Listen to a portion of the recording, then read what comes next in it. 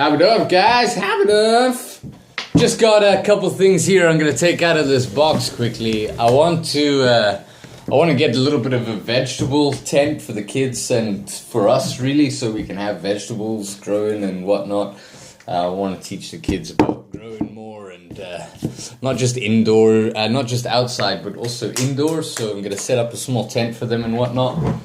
So we can do peas and lettuce and that sort of stuff. So don't worry about this sort of things because this is for me. But I'm gonna show you guys just a couple of things because there's a lot of people that are new to the channel, I suppose, and there's people out there that are interested in growing their own. So while they're paying attention to me, while they're looking at me in Scotland, and while they're looking at me in the UK, you guys can get away with murder. Not with murder.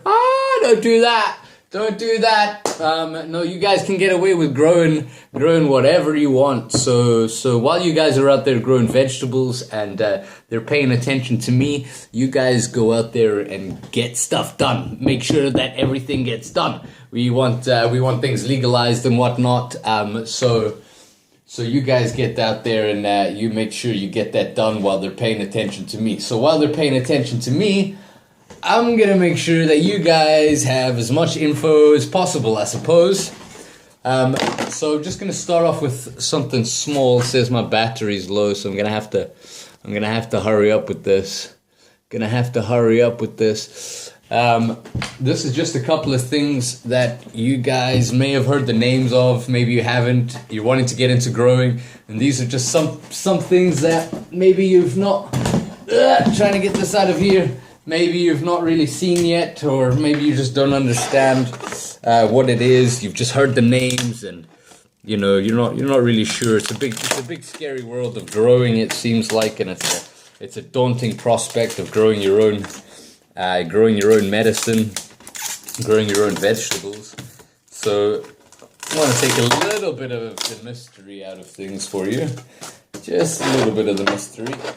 Oh yeah, look at that. This is just a standard reflector, okay?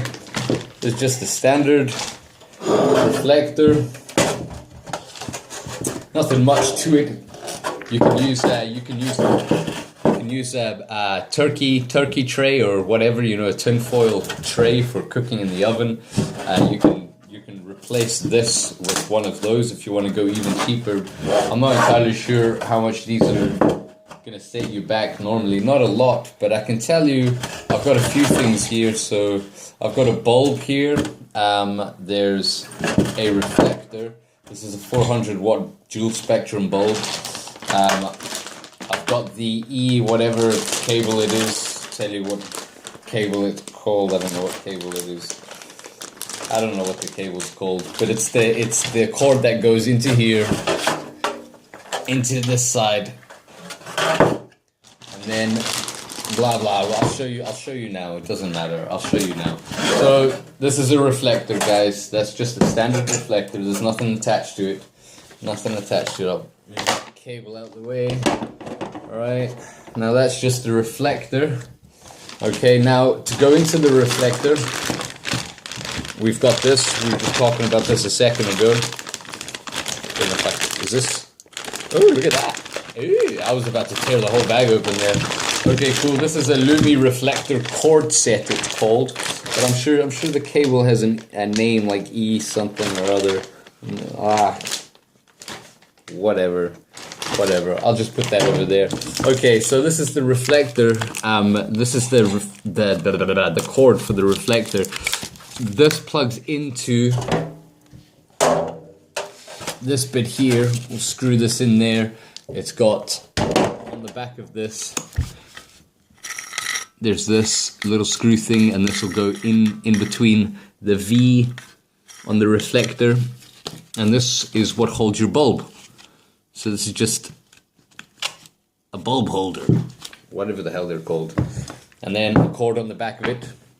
Now I've heard the guy in the shop say before that someone's come in with their reflector and asking for the plug or whatever, because they were just about to plug their 400 watt bulb directly into the standard house electricity without changing any of the whatever electricity stuff that needs changed. You guys know, because you're all awesome.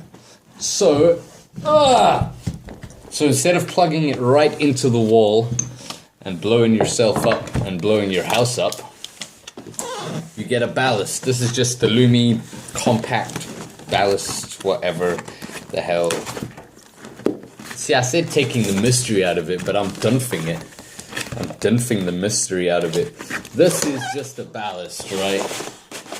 This allows you to plug in your 400 watt into your wall. This does whatever it does, transforms the electricity, or, you know, whatever the hell it does. Here we go. Oh, this is pretty snazzy. I've not actually seen one of these Lumi compacts yet. So this is pretty cool. It's so fucking heavy. Oh my god! Shit, man, that's more than the magnetic ones. I mean, the digital ones. This is a magnetic ballast. My digital one is so much lighter than this. Oh my god. Good stuff. So what happens here is this cable, the cord set, this will plug into the ballast first. Always do that first, and then this goes into the wall, okay? There's a plug that you get for a CFL, so you can just plug one of these directly into the wall, so you get this kind of PC or kettle plug adapter, and then this goes into the wall, not into the wall, sorry, into the adapter, and then the adapter goes into the wall. So that's what the guy in the shop was coming in for. He wanted to connect his 400 watt to one of the CFL adapters so that he can just connect it to the wall. So be careful. Be careful. It's electricity and stuff. It's not really to be messed with. If you've ever been electrocuted before, I'm not talking about like small electrocutions. I actually have a little pen around here somewhere for electric shocks. Not putting your tongue on a 9-volt battery. No, not that kind of shock. I'm talking about like straight from the mains, like fingers in plugs. Like, if you've ever been shocked by that, you'll know not to fuck about with electricity. So, don't fuck about with electricity. If you don't know what the fuck you're doing, don't play with it. Like me, I don't even know what I'm doing, so I don't play with it. I get other people to do it. I get Smurfs to do it. I get little Smurfs that come in and they fix everything for me. They're like, that's where those peas are gonna be growing for you, buddy. And that's where you're gonna put the fucking carrots. So I get other little Smurfs to do it for me. Cool. So that's the reflector and stuff, and then that is the ballast. Awesome, awesome, awesome. Now this is the bulb. Now when it comes to the bulb, the first time I seen an HPS, or the first time I held an HPS bulb, I thought it was broken. Being a person that's spent most of my life around regular bulbs, like household bulbs, I never really experienced one of these before. And when I did, I thought it was broken because of that noise there. Now, I don't suggest smashing it around like I do. So when you're getting your setup, be very careful with all of this stuff. Me, I don't have to be careful because I'm dunfing it, so we literally don't have to see. I just smash it off the cardboard box there. Bam. Okay, don't do that with these. All right, just be careful with your stuff because it will break. What can I tell you about these bulbs? Well, this is the 400 watt. This is a dual spectrum bulb, so you can veg and flower with one of these dual spectrum. If you wanted to just veg, and if it was only veg that you were doing, then I can suggest metal halide to you. Gives off a nice blue light. Good for growing veg and vegging your plants and whatnot. But not very good for flowering stage. You can flower under metal halide. Seen it done.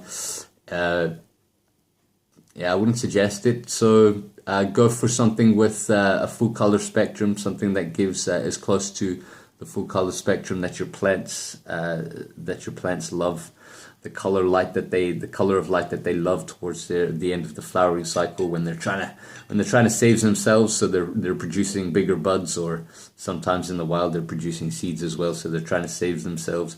That's the light that they flower under. So this bulb provides both the light for vegging and for flowering. So if you just want that option, then that's the option available to you. But like I say, you can just get metal halide if you want, just for vegging. What else should I tell you about the bulb? Don't stick your grubby little fingers on it. Don't touch the glass, or try not to touch the glass if you can help it. Keep your stinking fingers off of it.